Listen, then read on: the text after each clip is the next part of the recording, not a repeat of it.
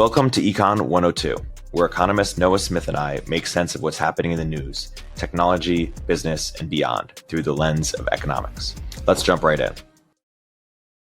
Earlier this month, Noah joined Richard Hanania for a recorded live conversation on Substack. In case you missed it, here's their candid conversation on everything from Gaza policy to Elon Musk's political influence. We're live. How are you doing, Noah? Yeah, doing all right. Thanks for Volume doing up. this. Yeah. Where do you live? I live in San Francisco, sunny San Francisco, in Hayes Valley-ish. Okay. I live down in LA. You live in LA? Yeah. How's LA?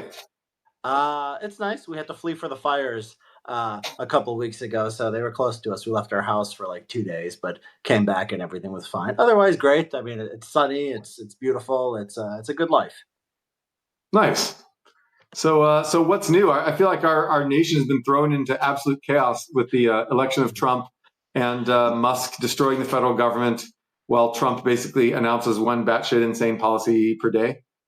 Yeah. I mean, I'm amazed. I'm seeing people take the Gaza thing. I mean, they're really freaking out about occupying Gaza. I would not put a high probability on American troops patrolling Gaza anytime soon. It does seem like the kind of thing that would cause such a big public outcry that Trump would not want to do it.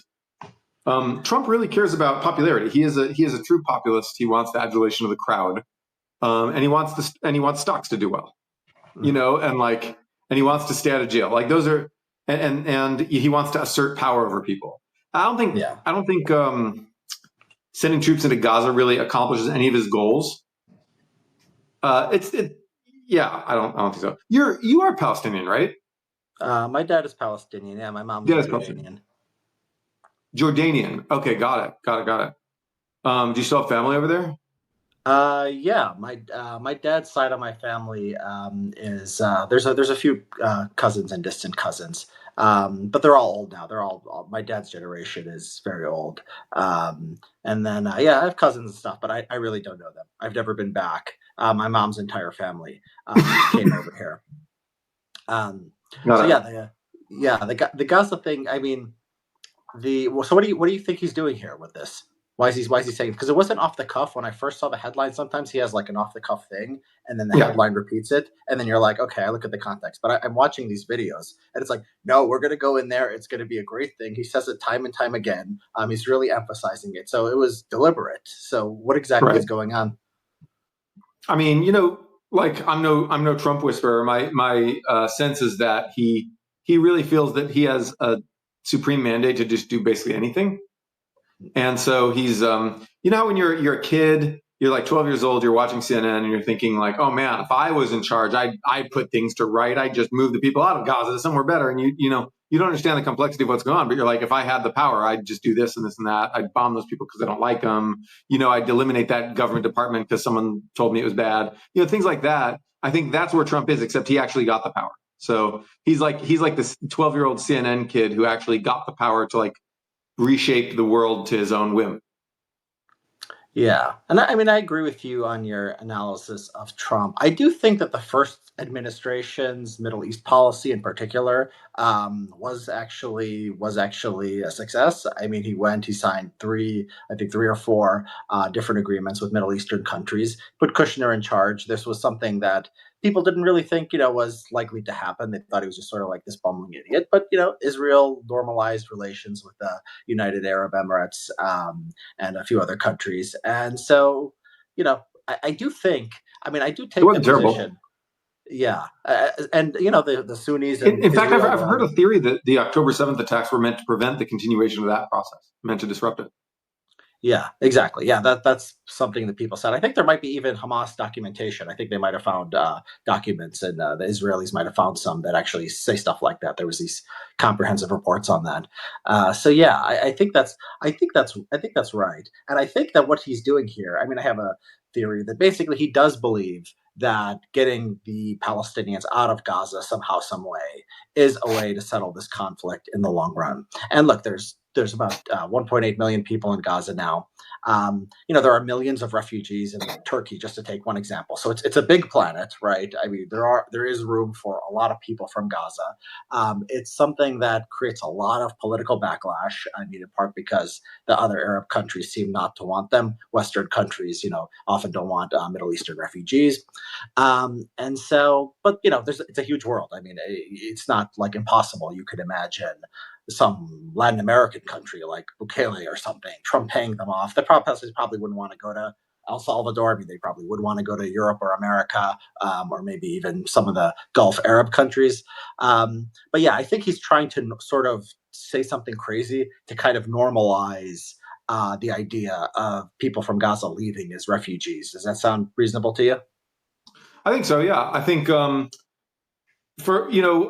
in most conflicts, when you have a war, people just accept refugees from the war. This conflict is different because people have refused to accept refugees, and the motivations are, number one, they don't want these refugees. They feel that Palestinians will be like, a subversive element who agitates within the country and basically like causes trouble, I think is a popular perception in that region. And I also think that the other reason, which I think for some people is true and for some people is just a convenient excuse, is that they think that it's a land conflict. If you move the Gazans out, they'll never come back, and Israel will just take all the land, which is like a legitimate fear. I mean, I think the current Israeli leadership certainly wants to do that. They would love to do that. They'd love to just take land, push Palestinians out. Just that's our land now. And so I think that it's a reasonable fear, but it's in other conflicts that fear is not has not been sufficient to like override the humanitarian imperative to accept refugees. But basically, I think the big problem is that so much of the world is just like Palestinians go fight, kill Israel. They want to basically a lot of people in the world want to fight Israel to the last Palestinian. Mm. And so they don't want refugees specifically. So they hope those people will stay and fight Israel. Yeah. I mean, you're right. I mean, it is strange when you look at other conflicts. It's like Sudan has a conflict. Refugees, they might leave. Well, they might never come back. I mean, often refugees don't come back because they find better lives in their new country. It's often a wealthier country. Yep. So yes, is that a great tragedy that they're living in wherever Sudanese refugees go rather than Sudan? Right. Maybe to somebody, but not to the people apparently, because when they have choices, people will often stay in a new country. And so, yeah, I mean, it's a weird thing. It's like people have this word. They go okay, it's ethnic cleansing. And then it's like, well, that sounds bad. We're all against ethnic cleansing. We're all against killing people or forcibly displacing them. But this is an ongoing conflict. And yes, demographics change as a result of people leaving and becoming refugees and starting new lives. Right. But that's usually not considered problematic relative to them suffering in a war zone. So why is this so different from everything else in the world? Because the world, much of the world, I won't say the world, much of the world views Palestinians as a human army, as just like every Palestinian as an anti-Israel resistance person. And that the purpose of Palestinians living on that land is to resist Israel and push out Israel and fight. And leftists think this, and probably some people in Arab countries still think this. I know nowadays it's maybe more conflicted. Iran probably thinks this. China, if you ask them, the guys in charge of China would probably think this too, just because that's where they get their info from. They get their info from online leftists. They still think of themselves as part of the left. I actually have this pet theory that zero COVID was at least partially inspired by progressive Twitter giving China so many plaudits, so many compliments for managing to do the zero COVID. What evidence? What makes you think that they're paying attention to? Because they like the Russians, to me, to make a contrast, seem connected to American culture. I totally believe they're getting their ideas and memes from right wing Twitter. That's just so clear. What do you see in China that makes you think the same thing? Well, it's of course the decision-making process is very opaque. We don't really know what they're watching, what their diet is. But then during the zero COVID time, when after Omicron appeared in 2022, when everyone else had dropped zero COVID because Omicron was obviously too virulent to maintain it, and China was maintaining it or trying to maintain it, then lots of people would praise China, like lots of progressives on Twitter would praise China for doing zero COVID, and then the Chinese Hu Xijin or Chen Weihua or any of these like propagandist types would constantly retweet the American progressives who had praised China for zero COVID. And so on Twitter, you could see this interaction. You could see the people who do China's like propaganda tabloids and propaganda services were obviously reading progressive Twitter because they were retweeting it and they were responding to it. And so that so the question is, how much does China's leadership actually care? And that's something I just don't know. But it is true that the one-child policy was inspired in large part by the population bomb. Yeah. And communism itself is a Western leftist idea. Obviously, that's more about relations with Russia, but then basically we know that people in the Chinese media sphere, the state-controlled media sphere, were looking at progressive Twitter and approvingly saying, "Hey, they see that we're great." And so whether or not that ended up in the decision-making process of Xi Jinping, I don't know. So it's just a pet theory, but I can easily imagine that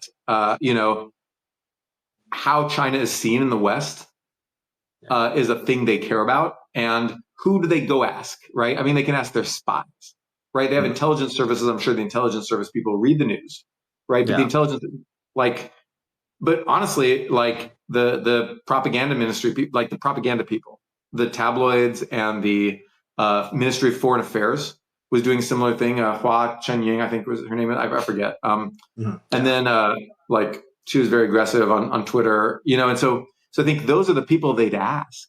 Like, what does the West think of us? And when people say, "Oh, the dissident elements in the West love zero COVID," there's all this support for China's zero COVID and all this admiration, right? I imagine that might have had some influence on the decision making of Xi Jinping. No, it seems like a reasonable theory. Yeah, I think 30 years ago you would read the New York Times or whatever, right? And they would maybe get their information from that. But now they want to get their perception of the West. They're on Twitter, just like everyone else in the world is on Twitter. So yeah, this completely makes sense. And sort of tanky, sort of the right wing, like pro Putin people sort of exist in the real world. I mean, it's a huge thing. I mean, Tucker is like huge, right? But like the tankies are like a completely Twitter phenomenon. I mean, they don't have anything in the real. There's no Democratic congressman or And some of those tankies are actually just paid by China. But I don't think that it was tanky Twitter that did it. I think it was mainstream progressive Twitter. It was when like various progressive activists and like COVID shouter types. I can't even think of like who are some of the people. Main proponents here. I don't know. There were a lot of just like blue check journalist types, the old blue check. This guy Eric Ding something. Feigl Ding, yeah, that guy. Maybe him. I mean, he's obviously a little off the deep end, but with right wing Twitter. I mean, I saw the Putin stuff. I mean, he like the transgender issue. I mean, it was such a wedge issue. Because my experience is like you're on right-wing Twitter. If you say anything about like right-wingers are crazy or like left-wingers have a point or something, these people will always go back to, can you define woman? Or like, these are the people who believe men can be women and vice versa. So it's such a thing that's like so big. And I saw Putin like start talking like this. He's like, in Russia, we don't have parent one or parent two, right? It's not like this is something that is a major issue in Russia, right? They completely adopted this kind of rhetoric from the West.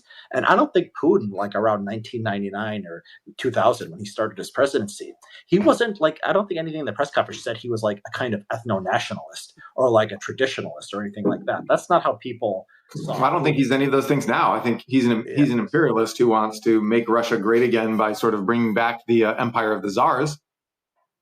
Yeah, well, whether he's sincere in his sort of religiosity and his kind of, I think people do become kind of, they sort of adopt ideologies because like, oh, look who's cheering for me, right? So I think these right wingers in America cheering for Putin might have made Putin, and people would say, well, the West. We'll continue our interview in a moment after a word from our sponsors. What does the future hold for business? Ask 9 experts and you'll get 10 answers. It's a bull market.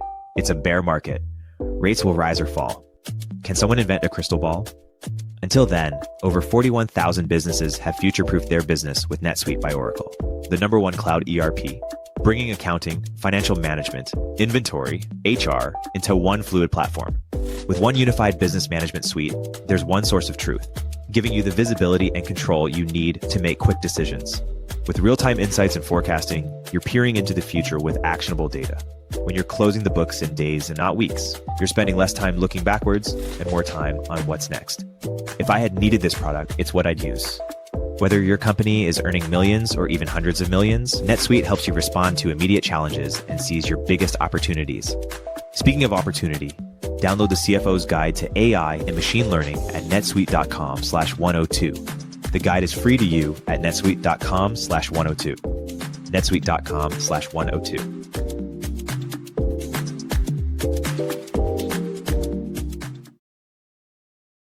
Ever feel like managing your business finances is a full-time job on top of your actual full-time job? Yeah, me too. That is, until I started using Found. Found is a business banking platform that lets you effortlessly track expenses, manage invoices, and prepare for taxes. You can even set aside money for different business goals and control spending with different virtual cards. I've saved so much money because Found helps me identify tax write-offs. And I saved so much time that I can now devote to chasing new opportunities and doing the work I enjoy. Oh, and by the way, other small businesses are loving Found too. This Found user said, "Found is going to save me so much headache. It makes everything so much easier. Expenses, income, profits, taxes, invoices even. And Found has 30,000 five-star reviews just like this." Open a Found account for free at found.com/econ102. Found is a financial technology company, not a bank. Banking services are provided by Piermont Bank member FDIC. Don't put this one off. Join thousands of business owners who have streamlined their finances with Found.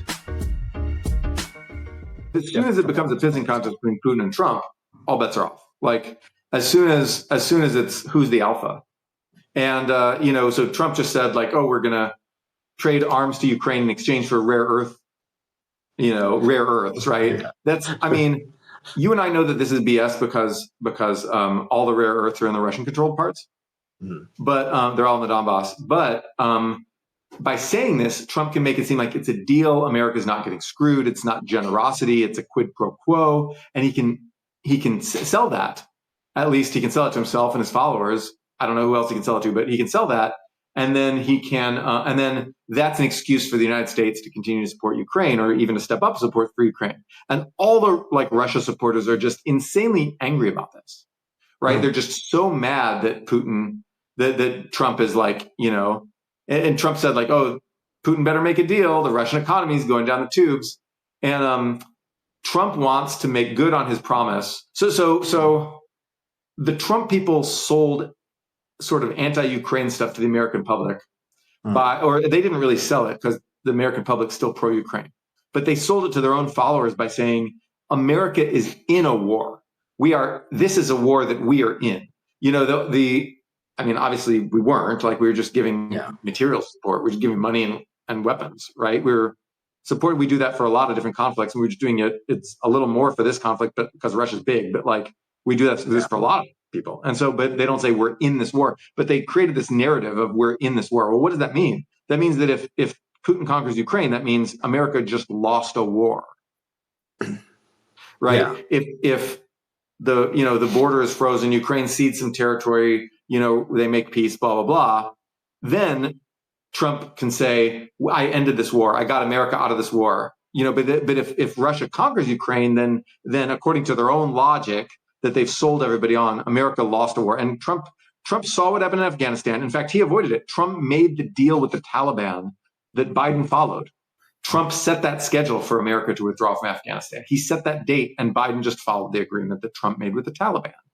Trump did this after his term because he didn't want to be seen to lose a war. He does not want to be a guy who lost a war. So now they've... Yeah. So are you saying that Trump is gonna he has an interest now in making sure Russia doesn't conquer Ukraine? Is that what you're implying? Correct. That means right. He's sort of trapped himself into supporting Ukraine regardless of what happens? I think that's correct. Yeah. And he's gonna, he's going to do a lot of stuff with the optics. Like he's going to try to,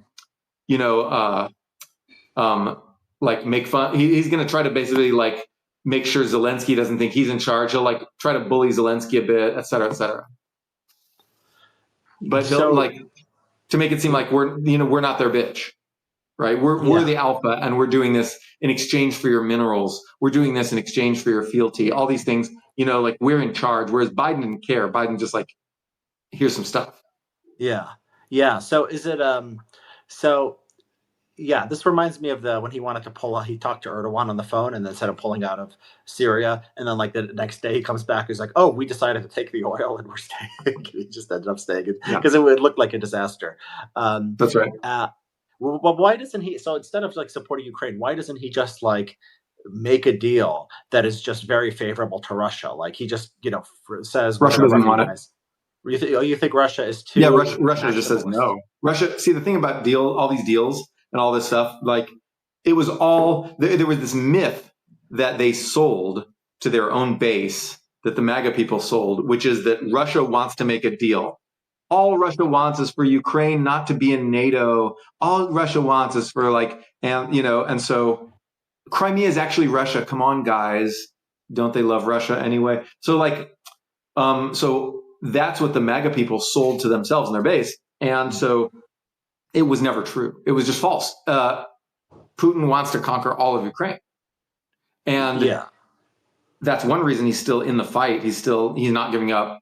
And because look, if and when, so Putin probably won't be able to conquer all Ukraine because Ukraine has really hardened its defense industry and they've gotten a lot of software exports going to generate cash. And they're going to get enough support from Finland, Poland, Turkey, and these countries where they won't fall. They won't get enough support to retake the conquered territories, which I think Russia will keep those at least for now, unless Russia collapses. But I don't think it will, and I think that Russia will keep those territories. It's like the Winter War. Do you know the Winter War? Finland, of course, yeah, Finland and Russia. So what happened then?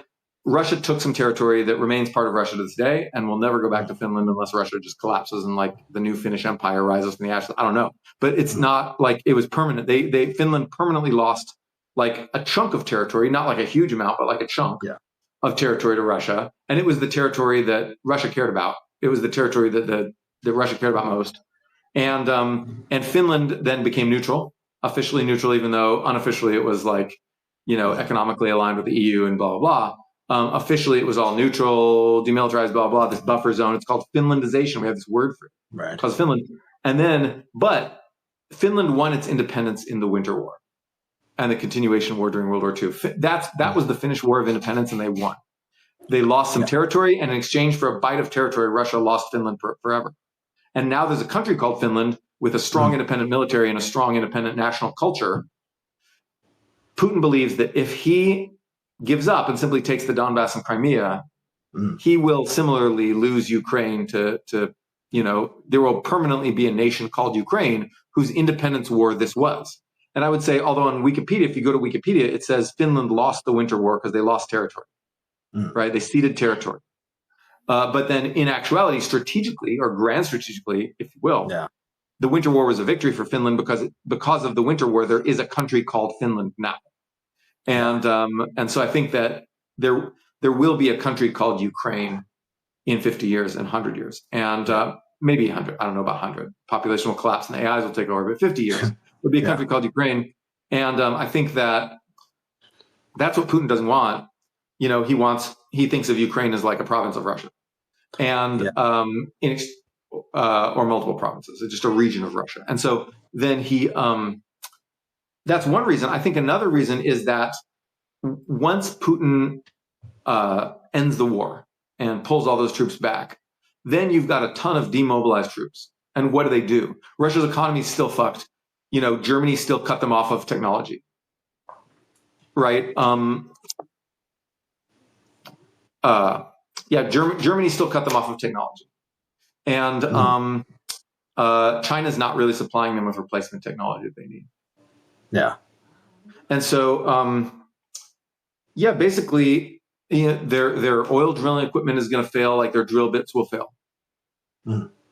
And Yeah. so they're in trouble. On the Finnish war, the Sean McMeekin's book on this is very good. It was considered, Russia did gain territory, you're right, but it was considered something of a strategitic debacle. While Stalin had been on something of a winning streak, and so Finland was a kind of inspirational war effort. I think it's a good analogy. I hadn't heard that before.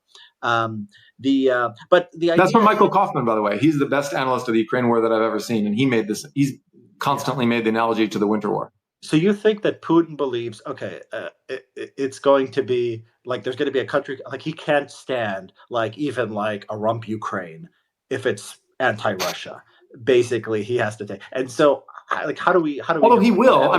We say he can't stand it. He doesn't want it, but it's better than having Russia collapse. And so if the Russian economy continues to get worse and worse, which it will, because they can't sustain this war forever.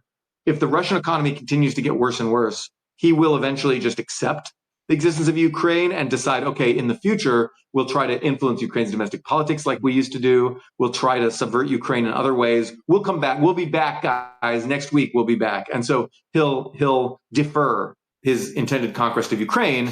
And I think, but he knows that there's a chance that if you defer it, it'll actually become permanent facts on the ground.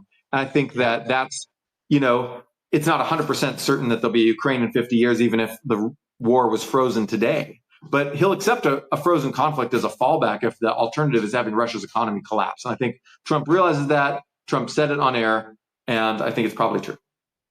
So how does it end? You don't think he's going to take? You think he believes he's going to eventually chip away until he takes Ukraine? You don't think that's possible, so he must be mistaken in some way, right? I think it's possible. It's possible that Ukraine can just collapse like a house of cards. And so you do think that? I don't think it's likely at all. I think it's highly unlikely that that'll happen, but I think it's not out of the realm of possibility. And I think Putin is holding on, as long as he can, to see if that possibility materializes. Mm-hmm. Would you support a effort? Because I remember listening to a podcast with one of the officials in the State Department, and he basically said they made no effort. They never tried taking NATO membership off the table before the run up to the war. And the guy who was doing the podcast, I think it's the Horns of War podcast, Ryan Evans, basically said, why don't you guys at least just try it? And he just didn't. He didn't have really a satisfactory answer. Maybe that wouldn't have worked. Maybe you take NATO off the table. I guess it's symbolic because NATO's dead. Right? Yeah. Well, okay. Well, who does? People you think Trump will answer Article 5? Yeah. Well, I actually do. It's part of the reasons we talked about earlier. But here the other. What I wanted to ask was, do you maybe it's not that? Do you would you support an effort to at least test the theory, to go to Putin and say, okay, you can have whatever the offer may be. We'll freeze the territory right now, or whatever. We'll recognize Crimea, and then see what happens. And then if that doesn't work, we could say, okay, your theory that he's just going to keep fighting, correct? We just go all in Ukraine. Would that be? I'm sure they've already done this. I'm sure this is in the past.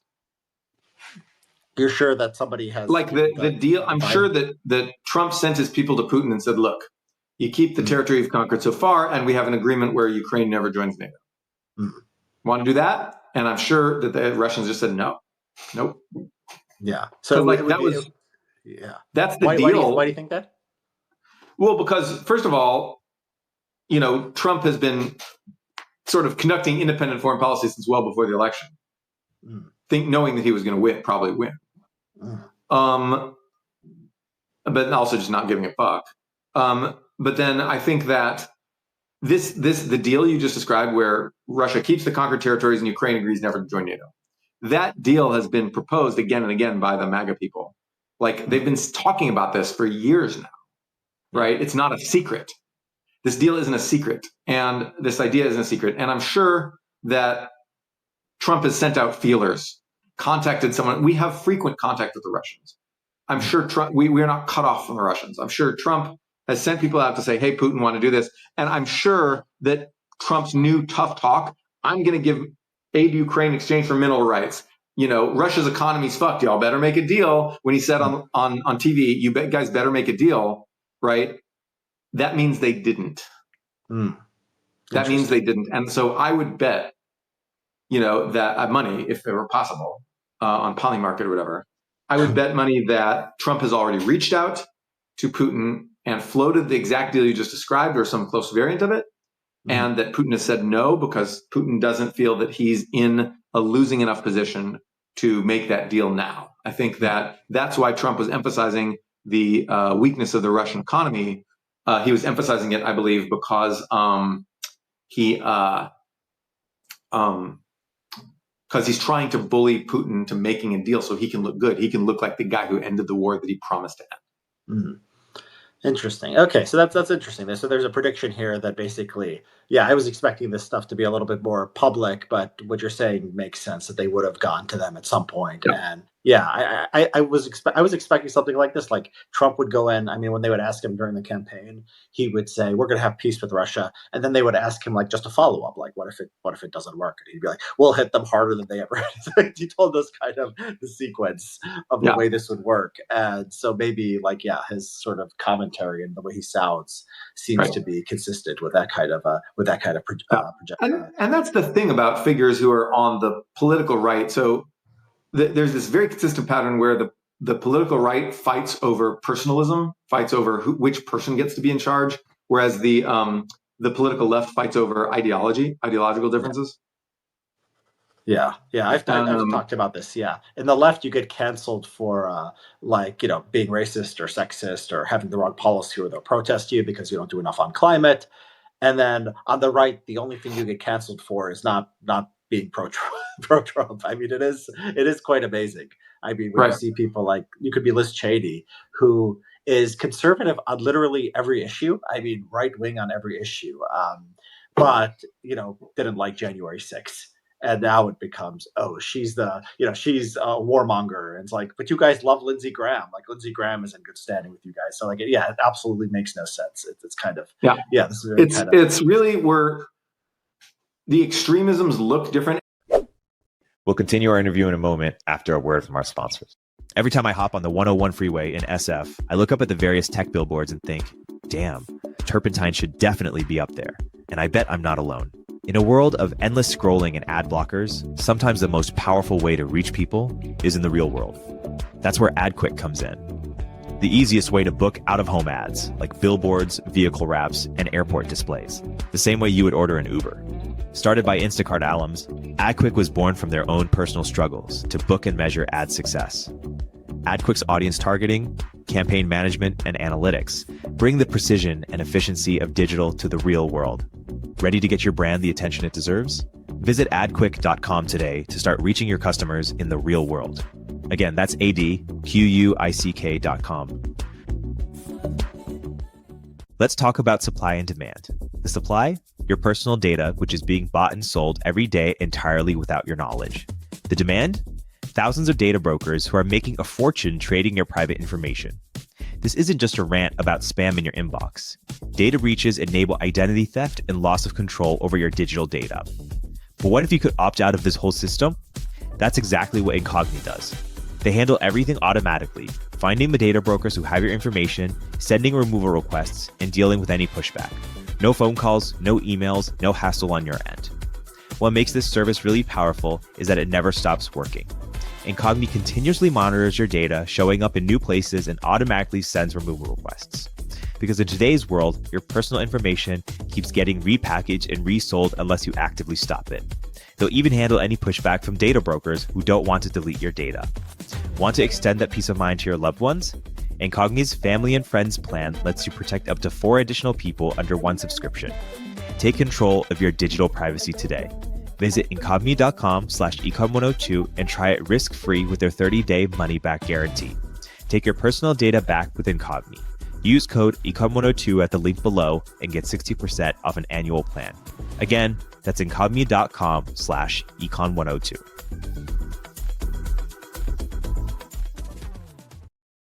I like to read about the Spanish Civil War. I don't think America will have a civil war. I think that that we peaked at about a 1% chance of a civil war, during like COVID and all that stuff. And then that was our peak. But I think that we're not going to, no chance of civil war now. But I think that if you look at the Spanish Civil War in terms of the politics and the personalities, you see a lot of similarities to what America went through recently. What people don't know about the Spanish Civil War, for you listeners, what a lot of people don't realize is that the Spanish right was scared. So the Spanish Civil War was precipitated when the left won a political election. They won a presidential election. The right refused to accept this and did a coup. That coup caused fighting between rightist and leftist elements of the army. A top general came back from overseas, Franco, joined the right, took it over, killed the guy who tried to do the coup, pushed everyone out, killed or jailed or marginalized every other, rival of his on the right, and then won the war. While the leftists just tore each other apart over ideology, communist, anarchist, and versus liberal, and just all fought each other, and then were ultimately ineffective at fighting the fascists, or not. They call them fascists. They were quasi-fascists. They were really just nationalists. They were really just sort of like somewhat militaristic conservative types. They didn't really have as much of a fascist ideological program as Mussolini or Hitler, but they were allied with Mussolini and Hitler, so fascist. And so, but Franco, he won the war, and actually more people. A majority of Spaniards ended up joining Franco. Like, he had more popular support, so they had a larger army. They had more of the professional army to begin with, so that was useful for them. But also, they had a deeper recruiting pool because people just joined them. They, in the election of military volunteers, they won that election, right? And so the people of Spain ultimately sided with Franco in that civil war, and then he basically won the war. Crushed the left very brutally, and there were a lot of atrocities there. Like, hundreds of thousands of people were killed. There were mass rapes, all kinds of stuff. And then Franco proceeded to lock down the country, become neutral, ignore World War II, not get involved, and turn Spain into a completely second-rate, stagnant-ass, closed-off nation. And that's what Franco did. And that's Trump in your. Well, maybe. I mean, I don't know how exact you want to make these parallels, but then Trump, there's some parallels in his first term to the term of Gil Robles, which was the conservative politician who won, the right-wing Spanish guy who won before the left won. And during that time, there was this giant strike. There was this, I think, a miners' strike in Asturias, I believe. In Spain, I could be getting that wrong, but then there was this gigantic strike, and a lot of people thought, this is the revolution. The revolution is here, and very analogous to the Floyd protests. It made the right think we're going to have a communist revolution unless we do a coup, and that's why they were so afraid of a president, even a moderate center lefty like the guy who won. They were so afraid of any lefty of any kind winning the election that they did a coup. And the guy who did the coup was named, I'm going to mispronounce it, Sanjurjo, I think. He's the guy who did the coup and who I believe Franco later killed.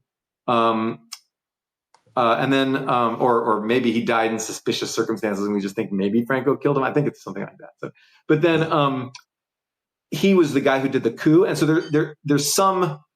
But Franco was an organizer. He was a grim guy, but he was an extremely effective organizer, effective military guy. Franco is Elon Musk in this analogy. Musk is Franco, whereas Trump is like a combination of Gil Robles and Sanjurjo. If you want to stretch this analogy, but remember, these analogies are never perfect, right? So I'm trying to figure out the analogy here. So Musk, I don't think you think is going to kill Trump, but somehow he's going to overshadow him and become kind of maybe he will kill Trump. It would be a very risky move to try to do it. I don't think he will. I think he will simply. Trump is old. Trump is old. You don't need to do anything to make Trump go away. He will go away. Nature will take its course. Trump will die of old age. And then who rules? Well, Vance is young, and he's in charge of the MAGA movement at the political level.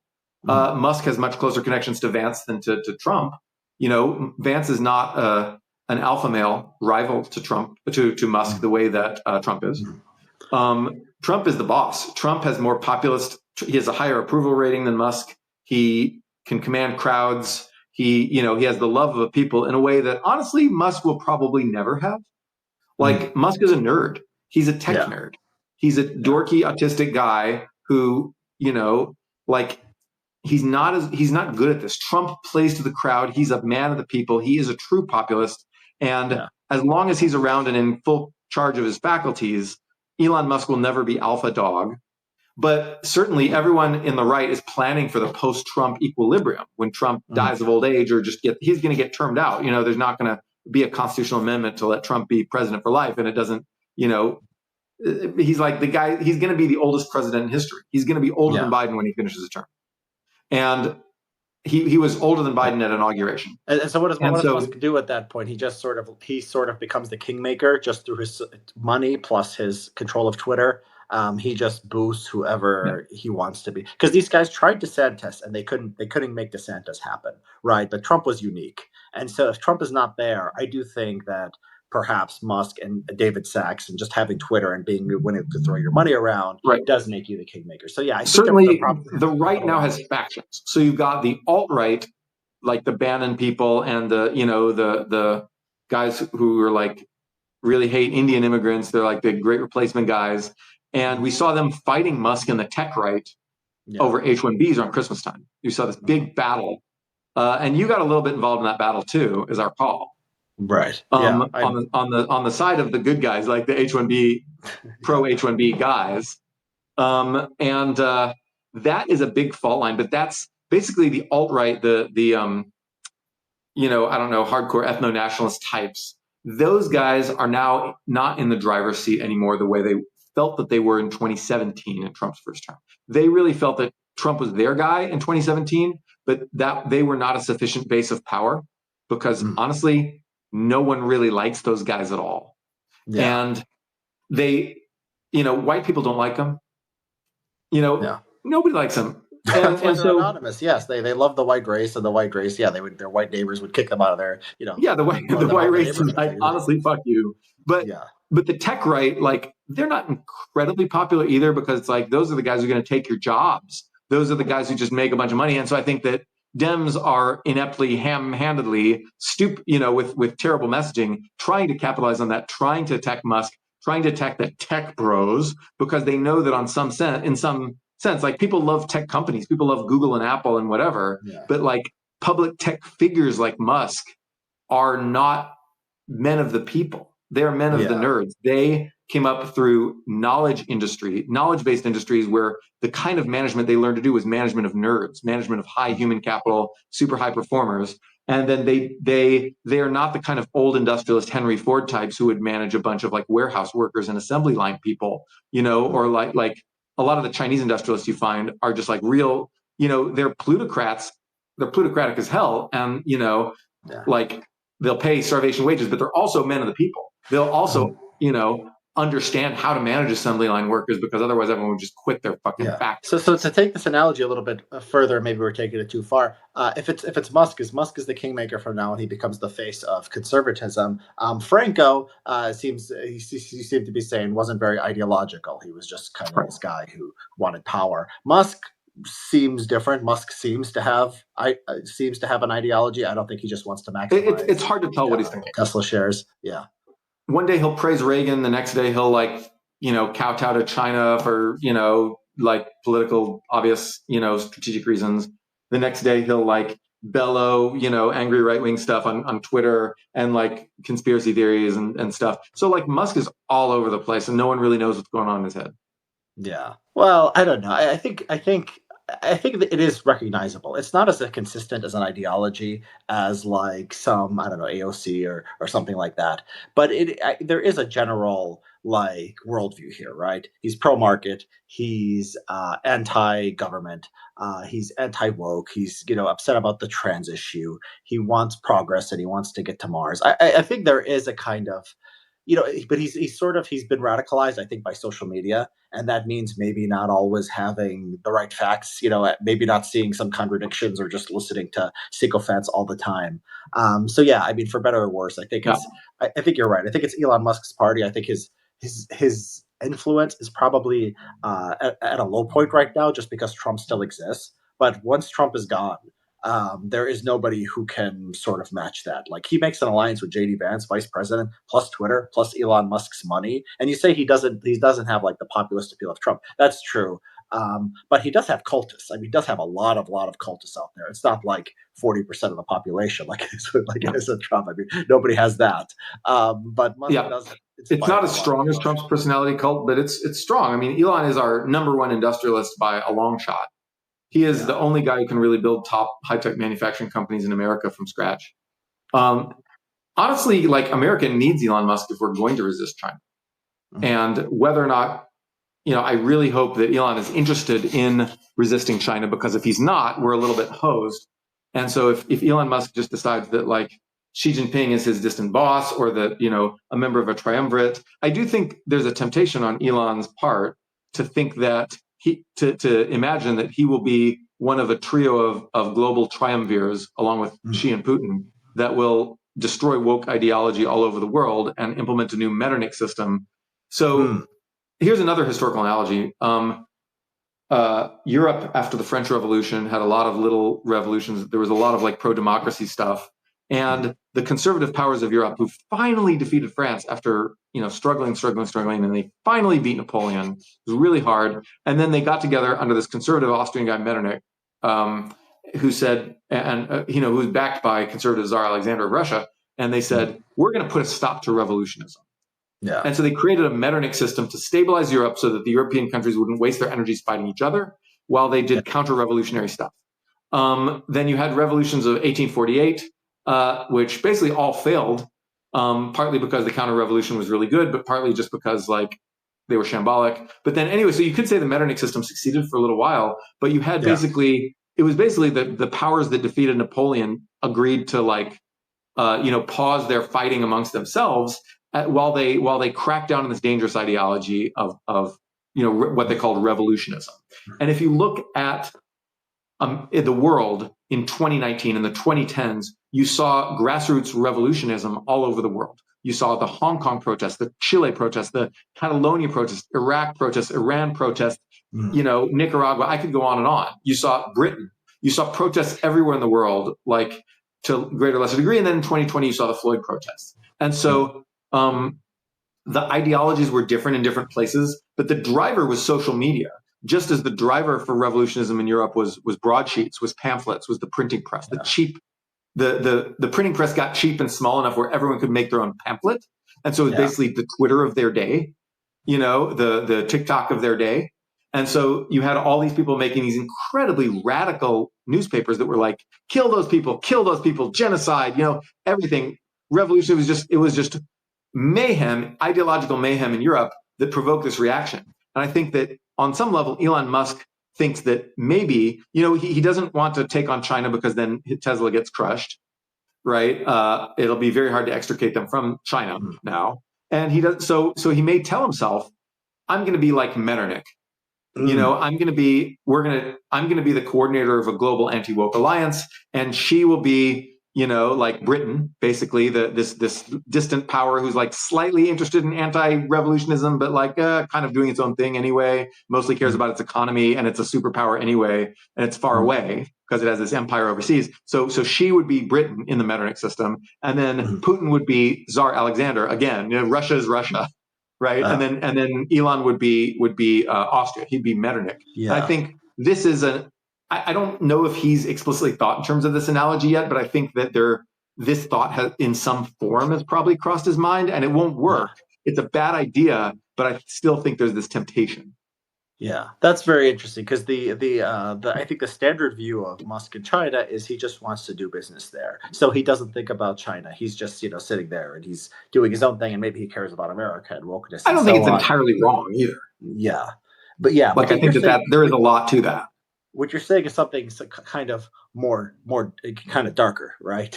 It's like he is, he's so all his interest in sort of a peace deal between Russia and Ukraine is part of this idea, right? Like Ukraine is Russia's sphere of influence. We give up. We do that. Taiwan is probably China's sphere of influence, and we all get together and we fight the true enemy, which is woke in the deep state. The deep state. Correct. Right. Yeah, that's dark. Yeah, I think that's Yeah, I mean because It is dark. The China thing makes sense in the context of self-interest. The Russia thing, it just seems like a hobby horse of his. Right. It doesn't seem You like could- there is anything necessarily there, but that makes Right. sense in your framework. Yeah, historians will absolutely hate me for this, but they absolutely hate me anyway, and they kind of suck. So who cares?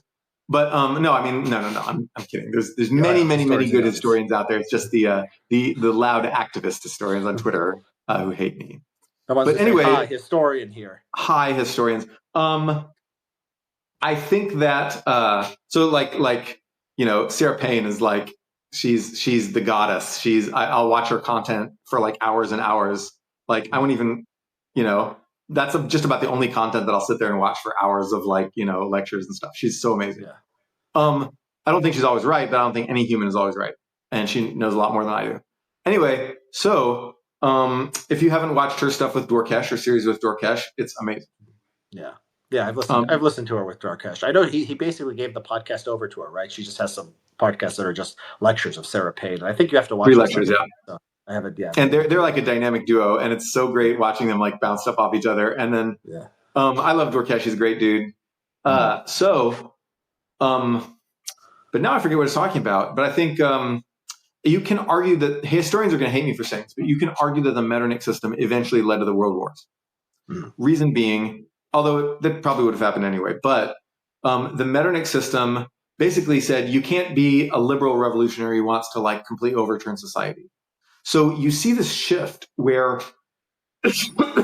people who were sort of liberal democratic revolutionists, liberal nationalists, who were like, all our people will get together, do democracy, and their nationalism, this growing ethno-nationalism of Europe, which came from the printing press, right? Because then instead of like just speaking your local little language, you read stuff in a bigger language, and like French took over France, right? Mm-hmm. People stopped speaking like Catalan in France or whatever. Yeah. And so absolutely. But because revolutionism after 1848 was sort of stymied, you saw people turn toward 2 alternatives. You saw some people go harder into the revolutionism and become communists. And you saw some people become like ethno-nationalists, like hardcore nationalists that eventually in some countries became fascism, but certainly, contributed to like the imperialist ethno-nationalism of World War I. And I think that, you could see both those tendencies come from the death of Napoleonic, because French/Napoleonic revolutionism was a fusion of ethno-nationalism and, the idea of overturning society in an egalitarian way, right? It was a fusion of those two ideas. We're going to make society more egalitarian, and we're also going to be like our land for our people. And we're going to do both those things. Those are combined. And that is basically what America ended up doing with FDR. Like he was a liberal nationalist, but in Europe, and there was some flavor of that in West Europe during the Cold War. But like ultimately, this Napoleonic revolutionism bifurcated into fascism, communism. Yeah, I don't know. I mean, Kissinger would say that the concert of Europe from 1850 was a peaceful time. So, like, you do have a world war that breaks out 100 years later, and you did have war before that. So, yeah, the historical causation is sort of complicated. I wanted to. If we have a world war 100 years from now, it'll be like African people versus AIs. Yeah, I wanted to. Speaking of AI, I don't know if you have to go soon, Noah, but I did want to ask you about the futurist article that you recently wrote. Too many Americans still fear the future. I agree with you on it. I mean, my view is basically I appreciate technology up to this point. There's nothing I would give up. So why would I want technological progress to stop at this point? I want the people of the future to enjoy whatever AI and genetic engineering and whatever else, pops up, gives us. But, obviously not a lot of people think like that, or a lot of people are very opposed to this. There's probably some traditionalists in the audience, some people who are small C conservatives. What's the elevator pitch for embracing the future? The elevator pitch for embracing the future is that you may not be interested in embracing the future, but it's interested in embracing you. And there are innumerable examples throughout history of people who attempted to not embrace the future and just say, you know what, this new technology is here, but we're just going to live without it. When the Ottomans used cannons to fight the Mamluks and just whoop their ass and conquered Egypt, the Mamluks wrote a letter saying, "Why are you using this contrivance of the Christians to fight us? This is not fair. Fight us on the battlefield like a man." And the Ottomans are like, "Boo!" Just blew them up, and it didn't work for the Mamluks, and now we don't have Mamluks, and we still sort of have Ottomans, but so everyone, the people who resisted industrial technology just got rolled over by the European imperialists. People who resisted, if you resist technology, you will get fucked. Japan's failure to build a software industry and embrace software has cut them out of supply chains, disadvantaged their manufacturing companies, and led to economic stagnation. Resisting software, resisting the shift from pure hardware to software, really just screwed Japan, honestly. And China's not going to do as well on that as people think. People think China's great at software because of TikTok or DeepSeek, whatever. But honestly, most Chinese companies don't adopt software very much. So they have some of this weakness too, but that's another story for another time. Resist technology, get fucked. You will lose. You will, the dustbin of history. Technology marches on. Technology is simply humanity's capability to do things. Yeah. And if you're not the person who does the things will be done to you. Technology is the law of the jungle, right? And you can figure out how to use it and shape it and adopt it in a way that creates the kind of world you want to live in. Or you can sit there and choose to be dominated eventually. Wall yourself off, become a hermit kingdom, stagnate, and basically try to regulate things out of existence. This is what Europe is doing in response to software. So I in that post that you read, I said, we have a big problem because we have two halves of technology, software and hardware. And the Republicans fear hardware while the Democrats fear software. And the Republicans are afraid of green energy and of vaccines. So biotech, the physical technologies of the future, right? Because green energy is cheap energy. It's not just about climate. Although, as you mentioned, I think they do build a lot of green energy in Republican states. Absolutely, they do. Absolutely, they do. And then at the same time, you've got Republicans in Texas, the place that is the king of green energy, saying anti-green energy rhetoric. Yeah. But yet still building much more green energy than anyone else, because Texans are ultimately pragmatists who will do whatever makes them money. Texas will win, by the way. Texas is a functional civilization in a way that Ohio is not. California is highly dysfunctional, and everyone compares Texas to California, but I think the instructive comparison is Texas versus Ohio. Ohio is a failed Texas. You could be Texas and you're not Ohio. Get your act together. Texas is more religious. People go to church. Texas builds all the energy. Texas takes tons of immigrants and just assimilates them to conservative immigrant culture. Conservative culture in Texas. Texas is a minority white state. They don't care. No, the Mexicans are all right wing in Texas. No.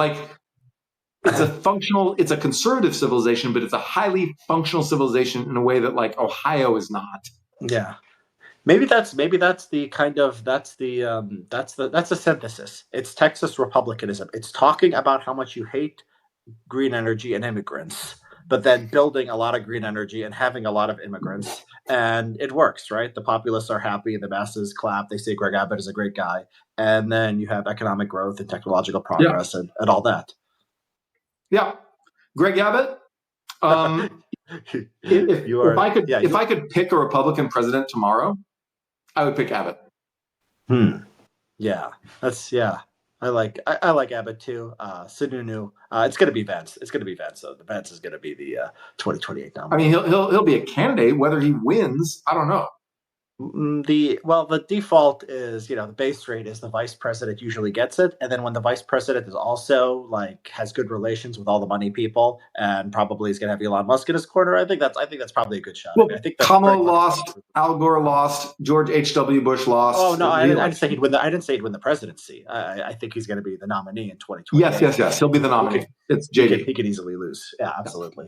But JD Vance, he's not. He's a tech nerd too, and he's just, I don't know. He's awkward. He's awkward on camera. He's an awkward speaker. He's not there is this sort of thing where the charismatic candidate tends to win. And I don't think JD Vance is a guy that people despise and hate, whatever. Like, I think his negatives are not as strong as Kamala's were. Right. But I think ultimately he's not the kind of guy who inspires right-wing populism in the way that even Elon is like considerably better at doing this than Vance is. But who Vance is a venture capitalist. He's not even a manager. He's like he's a deal maker. He's a backroom deal maker. Yeah. So JD JD was an online right guy. I mean, he was friends with basically everyone who had a decent Twitter account of like 10,000. Every right wing person on Twitter became over the last 4 years. So I think he's completely. Me. Yeah, me too. I mean, he's mind melded, I think, with like sort of right wing intellectual energy. He might not be the most charismatic, but like, how many people are charismatic? Like, is DeSantis charismatic? Like, we found out, not really. Who knows? Vance versus Nikki Haley. I think Haley's sort of charismatic. Vance will win all the internet people, and maybe Haley does. No, it's going to be Vance in the real world as the nominee. No, I agree with you. Yeah. The question is, can the Democrats pull their head out of the ass of sort of defunct dead end wokeness and sort of get back to Obama-esque inspiring charismatic liberalism? What did you think about the DNC where they had that stuff and they were talking about, we need to elect, this number of men, this number of women, maybe a non-binary and so forth. Yeah. Kill me with a spoon. Jesus Christ. Yeah. No, I hate that. Like that stuff was always stupid. And I indulged it during the 2010s. I was like, yeah, talk about your shit, whatever. Like, and now I'm just like, no, that was, it's destroying the republic, guys. You got to cut it out. Like, just cut that shit out. No more land acknowledgements. Stop. That's the most popular post I've ever written for my blog was, no, you are not on indigenous land. Mm-hmm. Yeah, that makes sense. Yeah, it's all so symbolic. Like, if you don't do land acknowledgements and if you don't announce pronouns, no person will be hurt, right? But the right gets so much mileage out of this, right? I mean, it's so much mileage of something that is completely symbolic. And if you have any brains as a political movement, you don't do this. But apparently they don't. Okay. So you've had an interesting journey where you were known as a man of the right, and now you're sort of like, you've carved out an interesting space as like a race realist liberal, like maybe the only one. I don't know. Zay Jelani? I don't know. Who else? I mean, race real. I don't know. Zay Jelani. I mean, Scott Alexander believes in. I mean, racial IQ estimates. So I mean, there's people who. Scott's going to join you in your corner. Scott's going to join you. Scott's there. Yeah, I mean, it's a unique space. I think that it pisses off a lot of people, but one of the joys of being like an independent writer, I mean, as you know too, is that like you don't have to actually. You have the threat of audience capture, but if you want to be honest, you can be honest. And like some people will appreciate that and some people will find an audience. And then I'm lucky to be in a position where I think everyone pretty much would say I was still on the right. I mean, I ended up saying I wanted Trump to win, despite my misgivings. I mean, I believe in free markets. I think the environmentalist movement, I think wokeness are problems. So I am a right winger. I just sort of. Are you at all reconsidering since the tariffs and all the chaos? I mean, the tariffs. Well, the tariffs. I actually made a betting market on Manifold. It was real money because they have some real money markets now. Where I had some measure of like the weighted average of tariffs, and I bet that it wouldn't be that bad. I bet that it was like 3 or 4% under Biden. I forget what the exact wording of the question was, but it was like 5 or 6%. So I think I may be like overall weighted tariffs goes up 1 or 2%. So yeah, I mean, it's about what I expected. I didn't expect the tariff stuff to be that serious. I think that on the, I think on like energy stuff, I think the energy executive order was great. There's some things about wind and solar that I don't like, but still, I think if they really go to war with NEPA, that will be, that'll be worth the entire thing. I think good stuff on the NLRB, the EEOC, the DEI, affirmative action stuff, some of which I advocated for, I've been very happy about. So I'd say, yeah, I mean, I think Trump's been like, better than my expectations. I'm happy so far. I he's been better on foreign policy stuff considerably than my expectations were, and he's been worse in institutional stuff, like just the like, what, we're going to Gaza, guys? What? I guess that's foreign policy. So I'm drawing a arbitrary distinction that doesn't necessarily make sense there. So, but he's been better on some things. He's been better on like somewhat better on like Russia and China, and like worse on like punching our allies, and then like just chaos. He's a chaos agent, you know. And in some areas of America, we need chaos. Like we just became too complacent and just protectionist of our jobs and just like our little roles, and we became too ossified. We're in danger of becoming Ming Dynasty America, where like, you know, the Confucian scholar gentry of wokeness simply gets sent to the provinces to like rectify everyone's morals in like the DEI bureaucracy. And then like that's the Confucian scholar gentry. They're all overeducated people who just grew up taking a whole bunch of like literature tests, right? Like in the Ming Dynasty scholars, and then get farmed out to the provinces, i.e. to businesses and NGOs and state governments and wherever, school boards, to like rectify everyone's morals. And that's where we were headed under like the Biden system. And that needed chaos. So that's going to be blown up by Trump. Trump is just going to fire all the Confucian scholar gentry. Like, you know, fuck all y'all, bye. Yeah, and, I want to write about this. Yeah, I'm so like, I want the Democrats to be like, you know, a smart party. I want them to be something closer to Obama or Clinton. I just don't see it, because I'm thinking back to Obama's battle with the teachers union. So if you look at like the kind of the school reform movement, right? The stars were aligned. I remember it was like smart person liberalism would be like, the teachers unions are bad. We need more choice. We need some kind of reform in the system. And Obama threw his weight behind it. And Obama was, you know, a once in a generation charismatic figure. And the ultimate result of this was that the left, the unions, won. The liberal reformers, the Obama and the Arnie Duncan types, completely lost. And the interest groups within the Democratic Party and the far left have only gotten stronger since then. So if Obama couldn't do it on this issue with all this sort of cultural capital behind it, you know, waiting for Superman and all this stuff, like, it's worse now. What's going to cause them to reform? I mean, I'm very sort of, some people like, you know, I like Josh Shapiro, I like Jared Polis. They have some good Democratic governors, but like the National Party, something seems, you know, very, very broken here, and I don't know how it gets fixed. Yeah, I don't know how anything gets fixed. I mean, Labor fixed themselves in Britain after Wedgwood Bennett. After losing, right? Yeah. Okay, so that's it. Maybe it has to. Well, I mean, they did lose this time, so there is. They lost.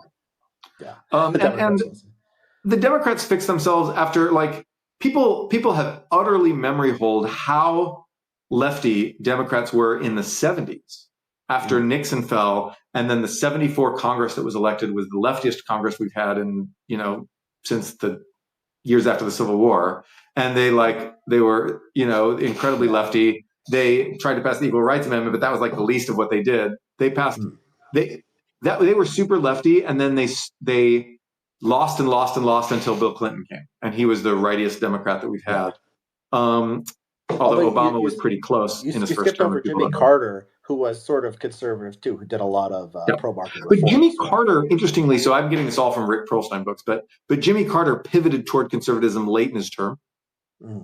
He pivoted toward deregulation. He became the great deregulator later in his term, and started talking up fiscal austerity and stuff in response to the second oil shock from the Iran Revolution. Yeah, but it's still a good sign, though, because it shows that relatively quickly, you have mid-70s, you have this crazy Democratic Party. It's just about Democrats will fix themselves. Yeah. Oh, that's. It just it'll take, you know, 74, the peak of like old wokeness, till like 1992, like the peak of conservative Dems. That's 18 years. And so if we have the peak of wokeness be like, let's say, I don't know, 2020 or something like that, then we're talking about 2038 before Dems, you know, if we're on that timeline. If we're on a faster timeline, early 2030s. But like, for the rest of this decade, like, Democrats will be continually fucked. They will continue to kowtow to the ideas of, like, you know, DEI and you know, representation uber alles and language policing and, like very sort of activist orthodox positions on trans stuff. And this will keep going for a while. Like they'll try to gin up popular anger against Elon Musk, against Trump's chaos. And I'll agree with that anger because I think that they're fucking up some stuff. And I'm mad, like I am not a Republican, right? I think that I don't want to see a lot of the stuff that they're doing. And I think that Trump is bad. He's a bad person. And he's not a good I don't think he's a good president. Or so far, like, it could always shift. His first term went less bad than I had any right to expect. So, but I think at the same time, Democrats will not ditch the sort of institutional wokeness until the 2030s. I think you're looking at they will not ditch it in 2028. I'm hopeful, knock on wood, I'm hopeful for 2032 will be the first post-woke Democrat election. Maybe Vance's second term. Yeah. Okay. Well, we have that to look forward to. I'm a little bit more, I think it's uncertain. I think that basically with timelines, I think that, AI and everything else that's happening and news cycles seem to be speeding up. People used to read newspapers and they'd watch 24-hour news. Now they're on Twitter and the pace of conversations is, very, very quickly. So, who knows? Yeah. Okay, great. This was fun, Noah. I enjoyed talking to you. I have one more question. How do you have 320,000 subscribers? I was looking at Iglesias. He posted this the other day. And Iglesias is famous, and he's like at 180, which is amazing for a political writer. You're, like 70% more Substack subscribers than Iglesias. How did you build such a massive audience? Oh, Iglesias paywalls too many posts. Is that it? Yeah, I paywall 1 out of 3. Iglesias paywalls 4 to 5, I think. Okay. So putting aside Iglesias, I'm just using that as a kind of a benchmark. Still, 320, no matter how much you paywall or not, is really impressive. Where does how did that growth come from? Is it just a sort of cumulative thing, or? Yeah, but in the time since I posted, it's grown to 335. Anyway, yeah. So how do I do that? I have no idea.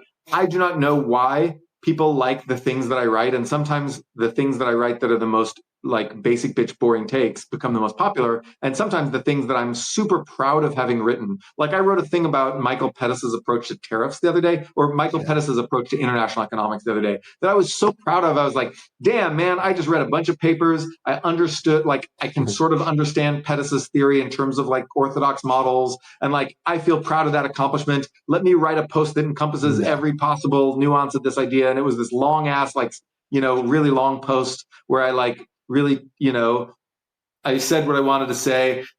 Nobody read it. It was like, it was as little read a post as I can write these days. And then I wrote a post which was just like, tariffs are bad, y'all. Saying the same tariff stuff tariffs are not always bad, actually. Tariffs are sometimes good, they're sometimes bad, but I was saying Trump's tariffs on Canada and Mexico, if carried through, would be bad, and if not carried through, would still be slightly bad. And so I wrote that. It was obvious. It was a boring, obvious take, and massive popularity, like off the chain. Just everyone read it because it's the right time, right place, right time. And so I can't predict what's going to be popular, and I don't even try anymore. Yeah, that's true. Sometimes, you can't predict these things. I think one thing you do is you write a lot. So just if you're playing a probabilities game, some things are going to be popular. When you came over from Bloomberg to Substack, did you have a huge audience at the time, or has it been all built through Substack? No, I had 70 paid subscribers in the first week. Matt had, I believe, 5,000 to 7,000. Okay, so you're outclassing that. I had nothing. I if you look at my growth curve, it's a straight line. It is just it's not exponential. Actually, well, the unpaid subscribers have actually grown faster than linear, so you do see acceleration there. I'm accelerating. Matt had a big inflow acceleration that he posted about the other day after the inauguration. So people are looking to him to build a new political movement.